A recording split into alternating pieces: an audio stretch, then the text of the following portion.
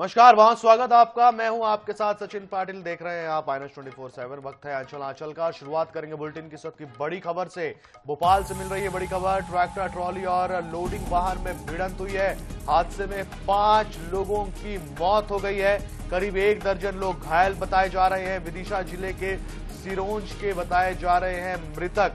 सिरोंज से होशंगाबाद जा रहे थे ये सभी लोग।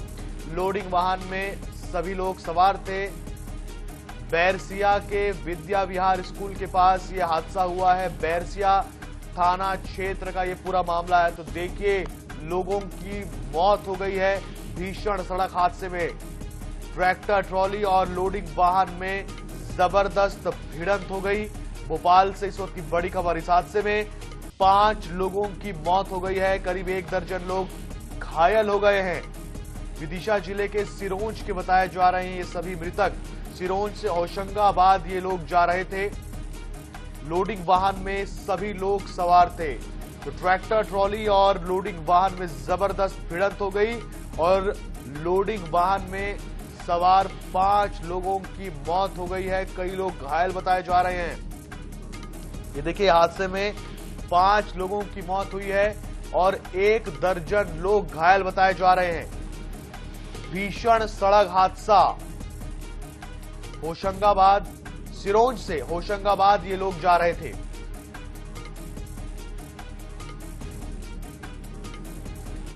ये विद्या विहार के सामने एक एक्सीडेंट हुआ था ट्रैक्टर ट्रॉली और पिकअप के बीच में, जिसमें पिकअप में सवार 5 लोगों की मृत्यु की सूचना है और शेष घायलों का उपचार चल रहा है यहाँ सामुदायिक स्वास्थ्य केंद्र बैरसिया में और आई अस्पताल बैरसिया में। देखिए, 5 लोगों की मौत हो गई है इस भीषण सड़क हादसे में। सिरोंज से होशंगाबाद ये सभी जा रहे थे। लोडिंग वाहन में सवार थे। ट्रैक्टर ट्रॉली और लोडिंग वाहन में जबरदस्त भिड़ंत हो गई। बैरसिया थाना क्षेत्र का ये पूरा मामला है। तो भोपाल से इस वक्त की खबर। ट्रैक्टर ट्रॉली और लोडिंग वाहन में जबरदस्त भिड़ंत हो गई। जबरदस्त सड़क हादसा जिसमें 5 लोगों की मौत हो गई है।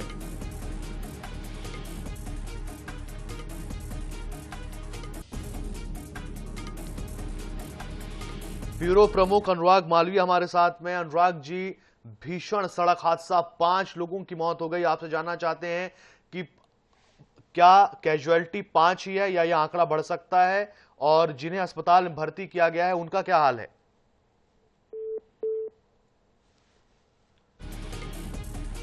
तो ये देखिए, करीब 1 दर्जन लोग घायल हो गए हैं। 5 लोगों की मौत हो गई है। सिरोंज से होशंगाबाद ये लोग जा रहे थे। बैरसिया के विद्या विहार स्कूल के पास यह हादसा हुआ। बैरसिया थाना क्षेत्र का यह पूरा मामला है। भोपाल से खबर आपको बता रहे हैं। ट्रैक्टर ट्रॉली और लोडिंग वाहन में जबरदस्त भिड़ंत हो गई है। हादसे में 5 लोगों की मौत हो गई है।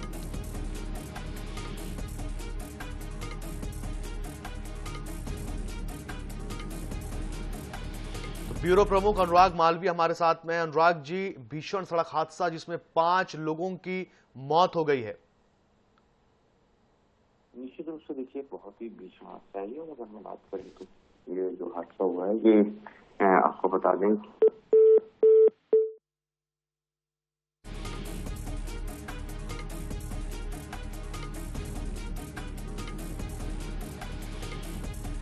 तकनीकी कारणों की वजह से अनुराग जी से संपर्क टूट गया। लेकिन देखिए, ये भीषण सड़क हादसा जिसमें 5 लोगों की मौत हो गई है।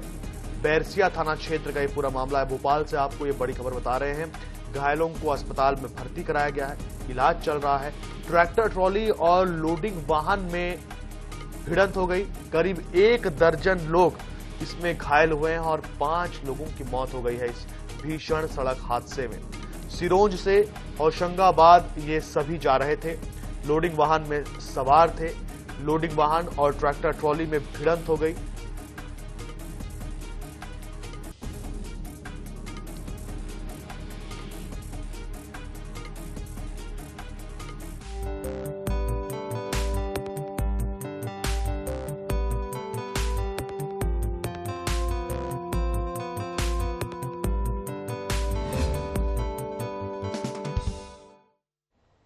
मध्य प्रदेश की डबल इंजन सरकार मुख्यमंत्री डॉक्टर मोहन यादव के नेतृत्व में नए नए कीर्तिमान स्थापित कर रही है।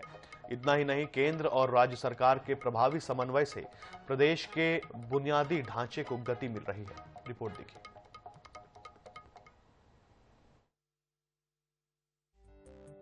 प्रोजेक्ट मॉनिटरिंग ग्रुप पीएमजी और proactive governance and timely implementation Pragati platform की शुरुआत होने से देश में अटकी हुई निवेश परियोजनाओं को पुनः सक्रिय किया गया है। इस मौके पर मुख्यमंत्री डॉक्टर मोहन यादव ने कहा कि प्रधानमंत्री नरेंद्र मोदी के सशक्त नेतृत्व और केंद्र और राज्य की डबल इंजन सरकार के प्रभावी समन्वय के फलस्वरूप आज देश में बुनियादी ढांचा विकास को गति मिल रही है। मध्य प्रदेश को विभिन्न केंद्रीय मंत्रालयों के माध्यम से प्रदेश में 209 बड़े प्रोजेक्ट्स की सौगात मिली है। इनमें से 2,61,340 करोड़ निवेश वाली 108 केंद्रीय विकास परियोजनाएं पूरी हो चुकी है।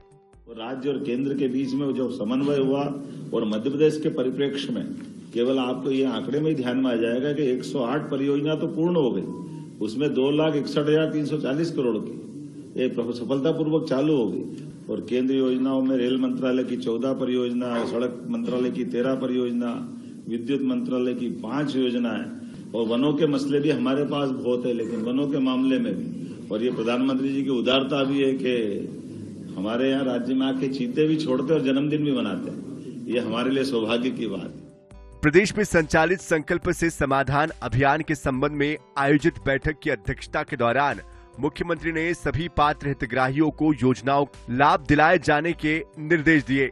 इंदौर के राजेंद्र नगर स्थित लता मंगेशकर ऑडिटोरियम में मुख्यमंत्री ने 800 करोड़ 19 लाख रुपए की लागत से बनने वाली अमृत 2.0 जल प्रदाय योजना का भूमि पूजन किया। इसके बाद मुख्यमंत्री ने उज्जैन में आयोजित 5 दिवसीय महाकाल महोत्सव का शुभारंभ किया। Bureau report INS 24/7 Bhopal. अब दतिया स्थित पीताम्बरा पीठ की व्यवस्थाओं की निगरानी भी प्रशासनिक हाथों में होगी। मध्य प्रदेश सरकार ने व्यवस्थाओं को दुरुस्त करने के लिए संयुक्त कलेक्टर सहित 5 सदस्यीय समिति का गठन कर दिया है। ये समिति मंदिर परिसर में हो रहे निर्माण कार्यों, श्रद्धालुओं की दर्शन व्यवस्था और अन्य व्यवस्थाओं पर नजर रखेगी। रिपोर्ट देखिए। देश की चुनिंदा शक्तिपीठों में शामिल दतिया की विख्यात पीताम्बरा पीठ पर अब शासन प्रशासन की सीधी नजर रहने वाली है। जिला प्रशासन ने संयुक्त कलेक्टर की अगुवाई में 5 सदस्यीय समिति गठित की है, जो मंदिर में चल रहे निर्माण कार्यों की गुणवत्ता, सुरक्षा मानकों और श्रद्धालुओं की सुविधा संबंधी व्यवस्थाओं की निगरानी करेगी। फिलहाल पीताम्बरा पीठ की अध्यक्षता भाजपा के कद्दावर नेता और राजस्थान के पूर्व मुख्यमंत्री वसुंधरा राजे के पास है। ऐसे में राज्य सरकार के इस फैसले को लेकर कयासों की दौर शुरू हो गया है। कलेक्टर साहब ने इस बात को खुद ही खुलासा किया है कि हम ट्रस्ट के कोई कार्यों में कोई दखलंदाजी ऐसी नहीं करेंगे, नियमित रूप से जो काम करेंगे इसमें सहयोग करेंगे। ऐसी बात मेरी समझ में आई है। ये मंदिर सिर्फ दर्शनार्थियों के लिए तो है ही, ये आस्था का केंद्र और सब। वहीं जिला प्रशासन के आला अधिकारियों का कहना है कि शासन का ट्रस्ट की कार्यप्रणाली में हस्तक्षेप करने का कोई इरादा नहीं है। प्रशासन सिर्फ यह सुनिश्चित करना चाहता है कि मंदिर में होने वाले सभी कार्य गुणवत्ता युक्त हों और श्रद्धालुओं के लिए दर्शन व्यवस्था पूरी तरह सुव्यवस्थित रहे। जो ट्रस्ट है वहाँ और जो भी रोज की कार्रवाई देखते हैं उनको सजेशन देने के लिए, नियमित रूप से उनके साथ चर्चा करने के लिए ये समिति का गठन हुआ है। इस समिति का गठन पूर्णतः सिर्फ और सिर्फ सजेशन देने के लिए है और जिस सजेशन से समिति के ट्रस्ट को कुछ न कुछ बाहर के इनपुट मिले, शासन के इनपुट मिले, ताकि श्रद्धालुओं को कोई भी दिक्कत ना हो। हालांकि इस पूरे मामले पर कानूनी जानकार सवाल उठा रहे हैं। उनका कहना है कि किसी धार्मिक ट्रस्ट की व्यवस्थाओं में इस तरह समिति बनाकर हस्तक्षेप करना नियमों के दायरे में नहीं आता और इस पर कानूनी आपत्तियां भी दर्ज की जा सकती है। ये गलत है, क्योंकि इससे जनता, पीठ से जो जुड़े लोग ट्रस्टी है वही भी नाराज है और जनता भी नाराज है और इसमें उनकी दखलंदाजी नहीं होना चाहिए। निगरानी पर अनाधिकृत रूप से दबाव बनाने की राजनीति कर रहा है ताकि कलेक्टर की पूछ परख पड़े। जिला प्रशासन भले ही इसे व्यवस्था सुधारने का कदम बता रहा हो, लेकिन सियासी जानकारों का मानना है कि पीताम्बरा पीठ पर प्रशासनिक निगरानी बढ़ाकर प्रभाव क्षेत्र मजबूत करने का जतन किया जा रहा है। Rajeev Mishra, INH news, Datia. Dog bite के केस लगातार बढ़ने की समस्या किसी राज्य या शहर का न होकर पूरे देश की परेशानी बन गई है। इस मुद्दे पर सुप्रीम कोर्ट ने सुनवाई के दौरान सख्त टिप्पणी की। शीर्ष अदालत ने कहा कि यदि आवारा कुत्तों के काटने की हर घटना और इससे होने वाली हर मौत रोकने के लिए राज्य प्रशासन ने पर्याप्त इंतजाम नहीं किए तो उन पर भारी मुआवजा या जुर्माना लगाया जाएगा। सुप्रीम कोर्ट की एडवाइजरी और दिशा निर्देश के बाद ग्वालियर में भी अमल करने की जिम्मेदार अधिकारी हामी भर रहे हैं। कोर्ट ने कहा है कि यदि आप उन्हें खाना खिला रहे हैं तो उन्हें अपने घर पर रखें। कुत्ते के काटने का असर जीवन भर रहता है। कोर्ट ने कहा, डॉग लवर सड़कों पर रहने वाले अनाथ बच्चों को गोद लेने की वकालत क्यों नहीं कर रहे हैं। इस पर वरिष्ठ अधिवक्ता अरविंद दातर ने यह कहा कि किसी संस्थान या गेटेड कॉलोनी में रहने वाले आवारा कुत्तों की जिम्मेदारी भी ली जानी चाहिए। अब नगर निगम और जिला प्रशासन की टीम भी मैनेजमेंट में लग गई है। कुत्तों की नसबंदी बढ़ाने के प्रयास किए जा रहे हैं। प्रतिनिधि भी कोर्ट के निर्देशों का पालन करने की हिमायत कर रहे हैं। जी, लास्ट टाइम भी हम लोगों ने जैसे रिव्यू किया था तो ठंड के सीजन में ये घटनाएं निश्चित रूप से बढ़ती हैं और इसके संबंध में जो हमारे एबीसी सेंटर्स हैं तो वर्तमान में नगर निगम का जो एक फंक्शनल था उसके अतिरिक्त लश्कर में हमारे एक और एडिशनल सेंटर अब तैयार है और संभवतः नेक्स्ट 7 डेज में उसको भी पूरी तरह से फंक्शनल कर दिया जाएगा। नवापारा राजीव में ज्वेलरी शॉप में लूटकांड के बाद छत्तीसगढ़ प्रदेश सराफा एसोसिएशन ने बड़ा फैसला लिया है। इस फैसले के तहत सराफा दुकानों में किसी भी तरह चेहरा ढककर प्रवेश करने पर प्रतिबंध लगाया गया है, जिसे लेकर अब प्रतिक्रियाएं सामने आ रही हैं। रिपोर्ट देखिए। हम पहचान जो छुपा के आते हैं, चेहरा छुपा के आते हैं, उस पर प्रवेश निषेध की एक निर्णय लिए गए हैं, जिससे कि सुरक्षा की दृष्टि से बहुत उपयोग होगा। अगर कोई छोटी बड़ी घटनाएं होती है तो हम सीसी कैमरे से उस चेहरे की पहचान कर सकें। तो इसी तारतम्य में ये निर्णय लिया गया है कि सुरक्षा को ध्यान में रखते हुए। तो सुना आपने, कमल सोनी जो कि छत्तीसगढ़ प्रदेश सराफा एसोसिएशन के अध्यक्ष हैं, उन्होंने सराफा व्यापारियों और ग्राहकों की सुरक्षा की दृष्टि से ये बात कही है। वहीं अब इसे लेकर मुस्लिम समुदाय ने भी अपनी प्रतिक्रियाएं दी हैं।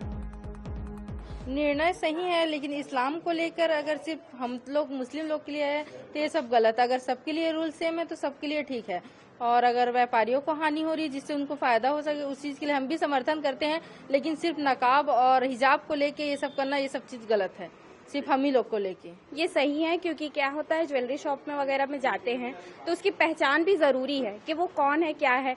कैमरा लगे रहते हैं, आधे से ज्यादा लोग क्या करें, नकाब पहन के गलत इस्तेमाल करें नकाब का। तो उसके लिए हम लोग बचाव के लिए सब कर सकते हैं, जो अपना फेस दिखा सकते हैं, उससे कोई दिक्कत नहीं हमारे इस्लाम में। अगरचे सराफा वालों ने ये इसलिए ये फैसला लिया है कि अभी कई जगह पे लोगों ने चेहरा बांध के वहाँ पे चोरी की गए या नेकलेस वगैरह चुराए गए।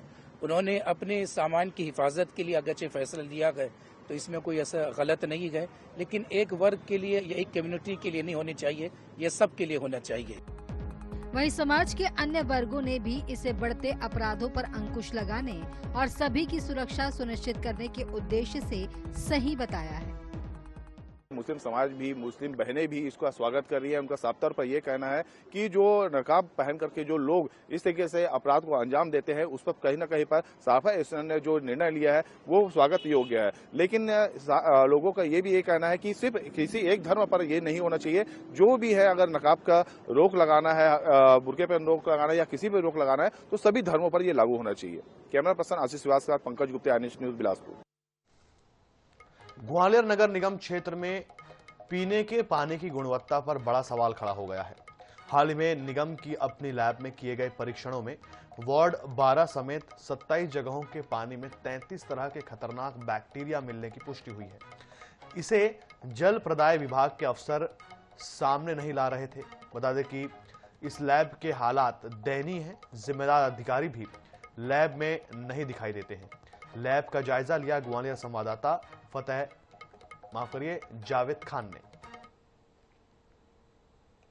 इंदौर में दूषित पानी की समस्या मिलने के बाद से ग्वालियर नगर निगम में भी अलर्ट है और सबसे बड़ी बात है कि पानी के परीक्षण के लिए अलग अलग वार्डों से जो सैंपल कलेक्ट किए जा रहे हैं उसमें दूषित पानी की क्या मात्रा है और उसमें दूषित पदार्थ क्या क्या हैं। इसके लिए नगर निगम प्रशासन ने अलग अलग वार्डों से सैंपल लिए। 27 लैब के परीक्षण लिए गए। इन नमूनों को ग्वालियर में अलग अलग जांच कराई गई, लेकिन उसमें बैक्टीरिया पाया गया है और ऐसा पाया जा रहा है इस बैक्टीरिया के तहत यहाँ पर जो जांच कराई गई, जो कार्यपालन यंत्री लोक स्वास्थ्य यांत्रिक विभाग का जो ऑफिस है, इसमें यहाँ पर एक जिला स्तरीय लैब है जिसको जिला जल परीक्षण प्रयोगशाला लोक स्वास्थ्य यांत्रिकी विभाग खंड ग्वालियर के तहत जाना जाता है।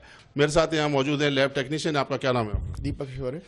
तो अभी जो नगर निगम ने नमूने भेजे थे, क्या स्थिति है उनकी? दोबारा मंगवाए गए हुए। कितने नमूने आए थे? मेरे नज़र में तो 15 करीब थे।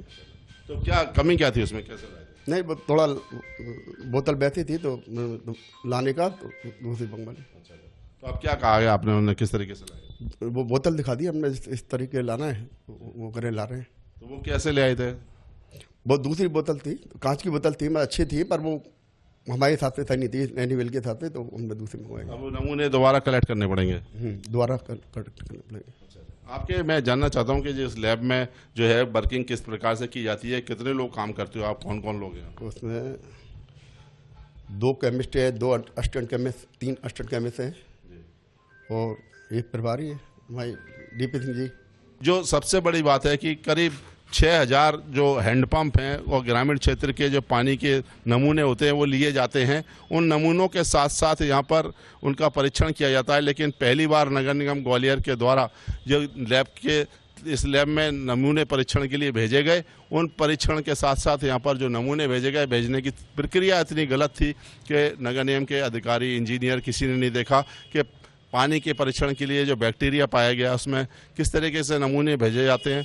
कैमरामैन अजय उपाध्याय के साथ Javed Khan, INS news Gwalior.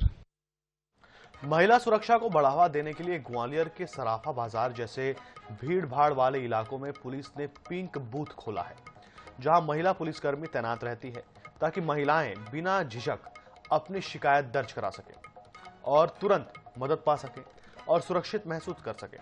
Pink booth की अवधारणा को जानने की कोशिश की हमारे ग्वालियर संवाददाता जावेद खान ने। मध्य प्रदेश की पुलिस महिलाओं के प्रति कितनी संवेदनशील है, उसको देखते हुए ग्वालियर के SP धर्मवीर सिंह ने महिला पिंक बूथ की स्थापना की और ग्वालियर के कोतवाली थाना क्षेत्र में यह महिला पिंक बूथ यहाँ सराफा बाजार में बनाया गया। आप देख सकते हैं कि ये सराफा बाजार है और सराफा बाजार में बहुत हलचल रहती है। सबसे बात है, महाराजबाड़ा सराफा बाजार से जुटे हुए जो बाजार हैं उसमें महिलाओं की आवक ज़्यादा रहती है। इस पिंक बूथ को बनाने का मकसद भी यही था कि सराफा बाजार की जो चौकी है उसमें यहाँ पर पिंक बूथ नाम दिया गया और उसमें महिलाओं की सुरक्षा से जुड़े हुए विषय थे और इसीलिए आज देखते हैं, रियलिटी चेक करते हैं कि इस महिला पिंक बूथ का क्या हाल है। यहाँ आप देख सकते हैं कि ये महिला पिंक बूथ बनाया गया है, यहाँ पर पुलिस तैनात है और ऐसी व्यवस्था की गई है कि जो शाम को 10 बजे तक महिला पुलिस यहाँ रहेगी और महिलाओं से संबंधित शिकायतों का निवारण करेगी। आप यहाँ पर पदस्थ हैं, क्या नाम है आपका? मेरा नाम अंजू शर्मा है।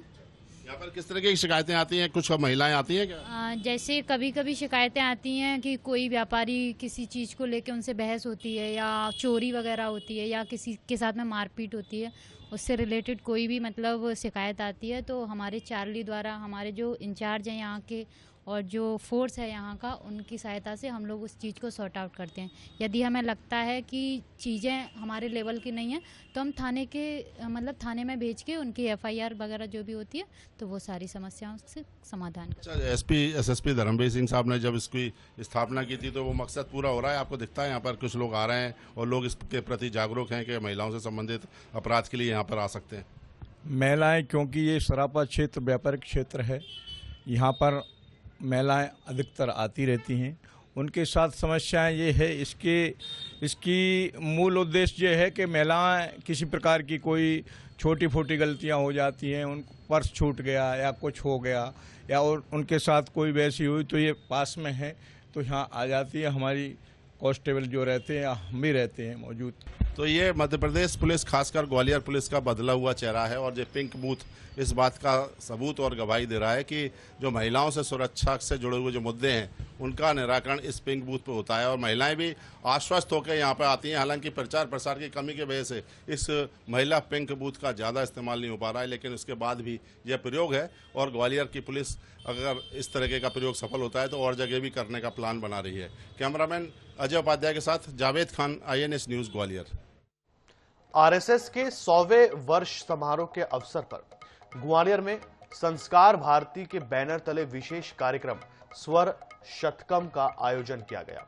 कार्यक्रम जीजी विश्वविद्यालय के अटल बिहारी वाजपेयी सभागार में आयोजित हुआ, जिसमें संघ के सह सर कार्यवाह रामदत्त चक्रधर मुख्य वक्ता के रूप में उपस्थित रहे। स्कूल और कॉलेज के छात्रों ने गायन, वादन और नृत्य की आकर्षक प्रस्तुतियां दी।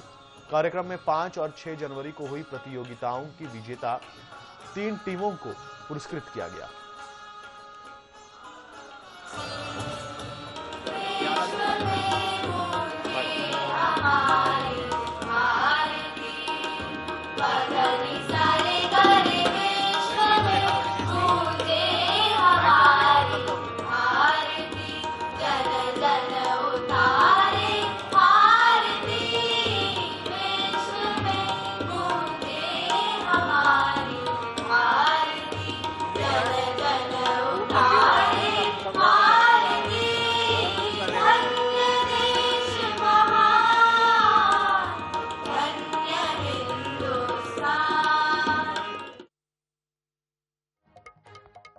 तो इसी के साथ इस बुलेटिन में इतना ही। देश और दुनिया से जुड़े रहने के लिए देखते रहिए INOS 24/7। मुझे दीजिए इजाजत। नमस्कार।